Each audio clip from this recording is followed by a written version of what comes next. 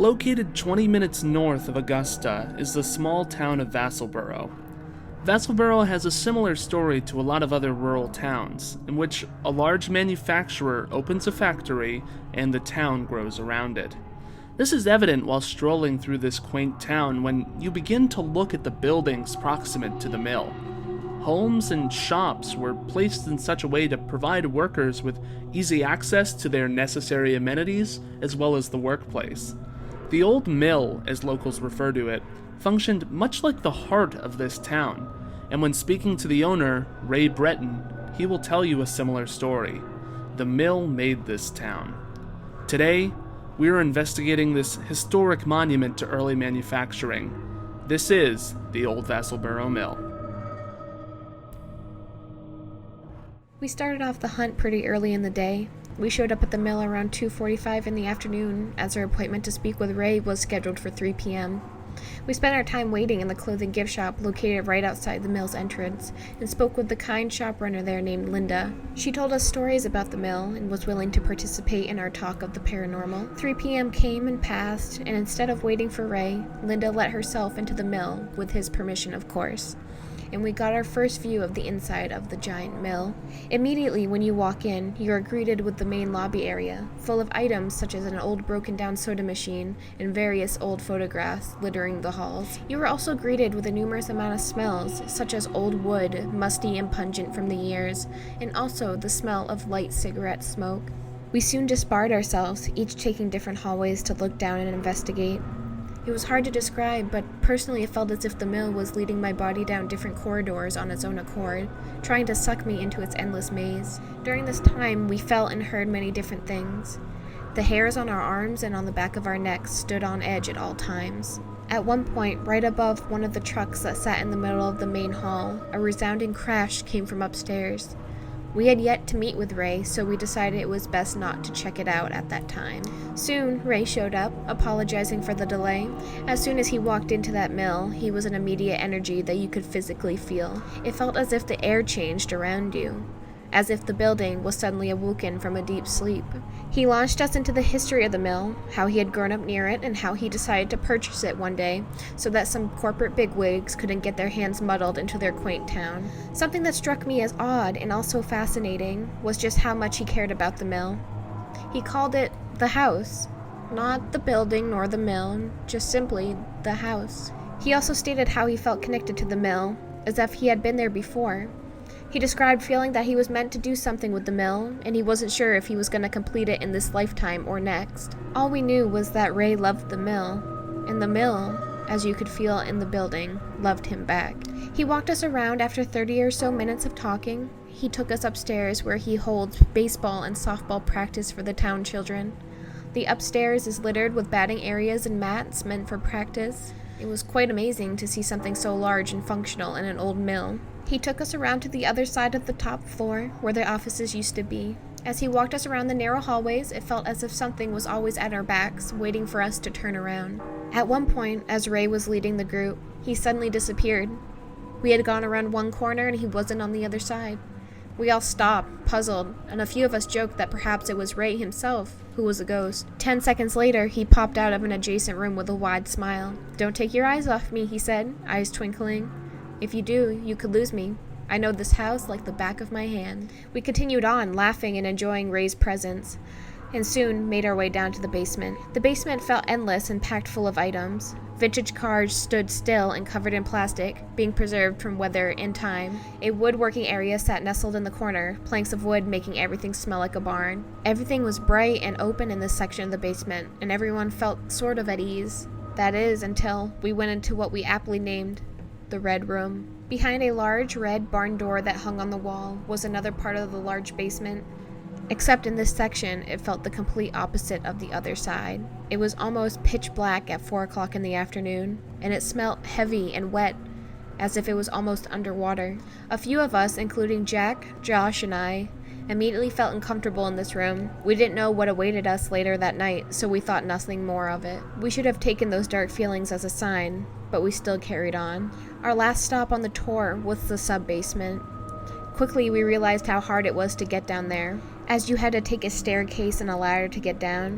Once down, the smell and atmosphere changed completely again. Everything was lit up, just like it had been in the floor above, but it came with the sinking feeling that sits right in your chest. It also smelled like the deepest, darkest, wettest basement you could ever find. We puzzled ourselves in between the old rusted-out machinery until we came to the old boiler room.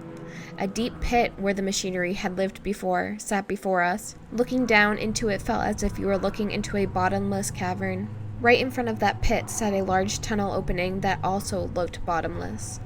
The boys climbed into it while Sue and I waited outside. They spent a minute or so in there before coming back. The day after our hunt, Steve told me as he was walking down the tunnel back to the opening, he could have sworn someone was following him. When I asked if it could have been one of the boys, he just shook his head.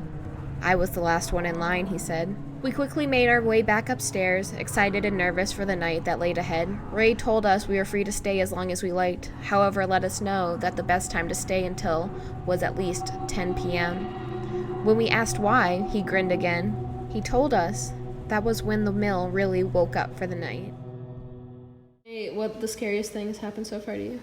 Cold rooms. Cold rooms? That's it? Okay. Sue? Weird. I don't know, I just feel like different energy in different places. I think I felt more energy upstairs than I did on this main level. Anything to you? Yeah, when I went upstairs up the hallway by myself, I heard somebody walking around, and there was a lot of energy. I got chills, and I came back downstairs. Tyler? Anything? Well, two spooky things had happened. One of them, the spirit box said the exact name of the tour guide when we pointed at a picture of someone that looked like the tour guide. The second thing is I went into the bathroom and the door was locked and I couldn't get out. Well, it wasn't locked, but it was very hard to open. Joshua, what's the scariest thing that's happened so far? Just like Tyler's had. Don't you dare. Computer? Just Yes. like Tyler's had, we were up there and he said Ray. That's the owner. And it's weird how he looks like that in the picture, but it was from like the 1800s. Yeah. And then when I was walking, like Tyler like started walking off, and all of a sudden I saw that anomaly on the phone. And I was like, geez, I'm bad.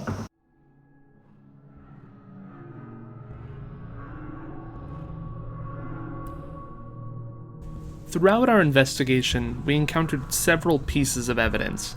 Prior to the tour, we were testing our equipment to ensure everything was functional and charged.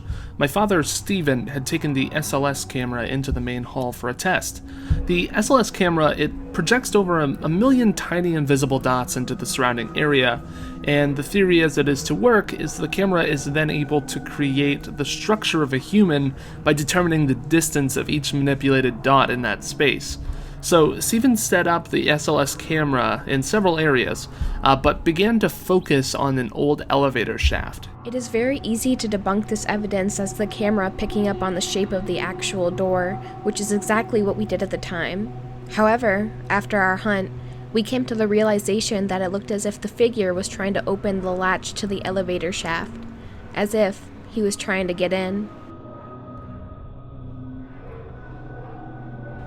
We split into teams, with Yvonne and I electing to tour an area of the main floor which had been converted into a makeshift thrift store. Yvonne wielded the K2 meter while I followed, not prepared to film. The K2 meter ranges with 5 dots, starting with green, then orange, and finally red. We began to capture some minor activity, so I pulled out my phone and began filming. Sorry? Oh! The light's in the middle color. Is this you? As we had been walking around, we had kept asking whoever was in the room with us to light up the K2 meter to the middle color. Luckily, whoever was in there with us decided that they would do that right as we turned on the camera. We checked around the area for outlets, but the only thing near was one eerie rocking chair. Did you bring my double charger? We're doing a check-in. Yeah. What's now the scariest thing that's happened so far? Walking into the basement and feeling like it was, I drank a hot thing of coffee going down my chest. Tell us about what happened in the basement. And I was some of them seem to work better standing than down others, there and we but- were talking to somebody, but and it's weird. something touched my back. Something touched your back? Just one tap? Yeah. Then what happened? What, did the spirit box say that you did or no?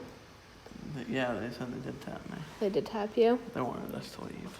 They were. The scariest thing that's happened to me is when I was upstairs and I thought I heard somebody walking towards me, and I came downstairs quickly as I could. I don't think I've had anything like super scary, but interesting. And I think the most interesting thing is the EVPs. Yeah. And And it sweeps out. Still And when upstairs I walk when back, the spirit box said Ray. We all regrouped and discussed our activity. It was fastly approaching 10 p.m., which is when the activity really begins to start. So we decided to go to a large open area between the baseball experience and the offices on the upper floor.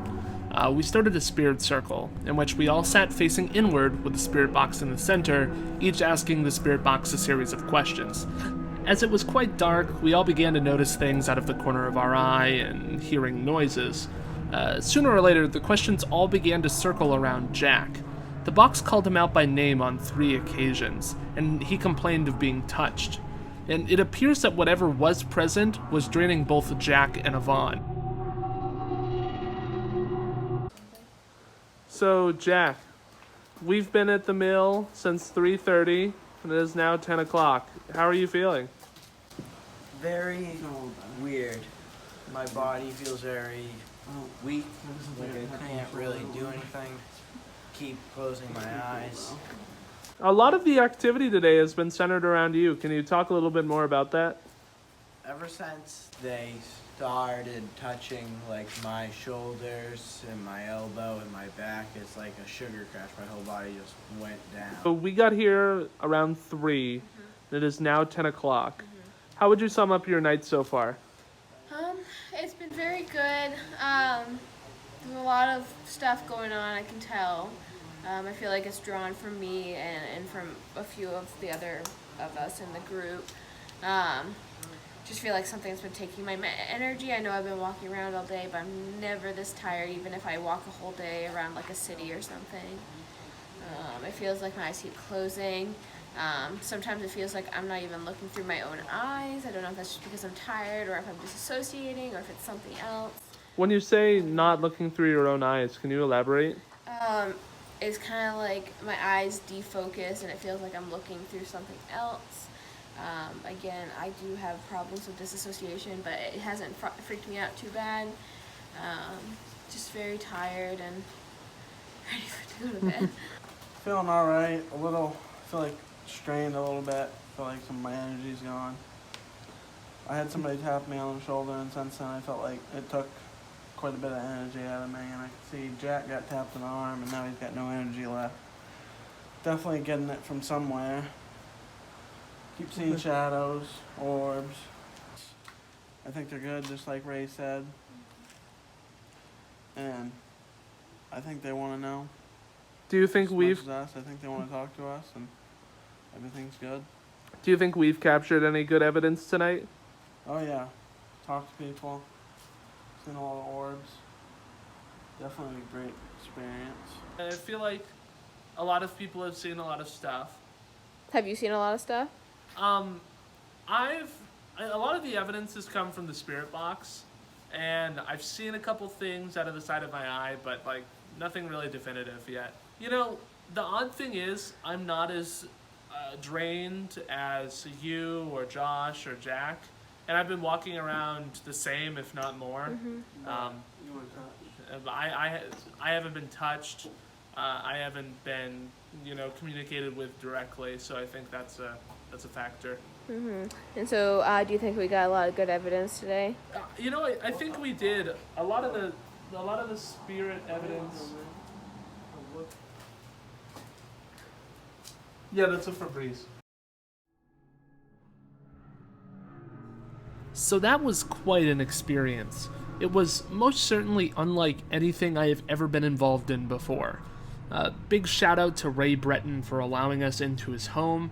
Other big thanks to Steve Hall and Sue Bagdis for suggesting this, and an amazing shout out to Yvonne for putting this entire video together. We couldn't do it without these people that were involved.